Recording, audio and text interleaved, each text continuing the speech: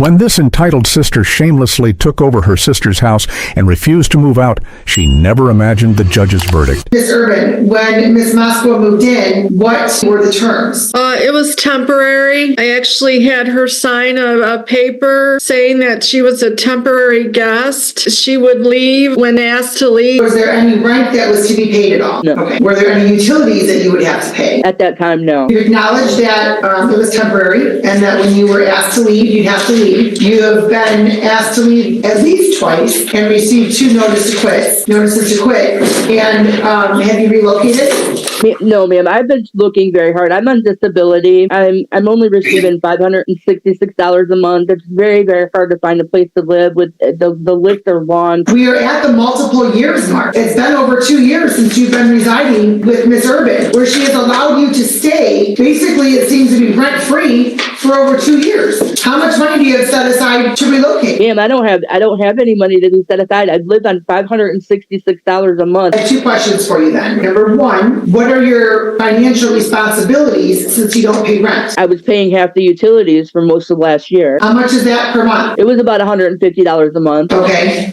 so that's the only expense that you have? No, Okay. I have a phone, I have transportation, so I rely on grocery delivery services, streaming services. I pay for a book so I can read books because I'm disabled and I'm in the house and I don't have anywhere to go. So I Okay. read a lot of books. I mean, like that's... Okay, and so ma'am, why is your inability to find housing in over 2 years, why is that Ms. Urban's responsibility to allow you to stay there? It's not her responsibility, ma'am. I'm not claiming that it is her responsibility. I just wanted her to live up to the promise that she made me last fall. It appears as though she has lived up to the promise where you could temporarily stay and you would have to leave when asked to leave. So it seems as though you haven't lived up to that agreement. I don't believe they're not the same thing. Honestly, it's very uncomfortable being here, quite frankly. But ma'am, I don't have any place to go. If I leave, I'm gonna have to give up my cat and go live in a shelter. And I don't have any place else to go. So I have a hard time willingly doing that. Okay, well, I understand that. There has not been any testimony that would suggest that there's any legal basis for this court to not grant that order. Ms. Urban owns the home. Ms. Urban has asked you to leave. You have not left. So the court,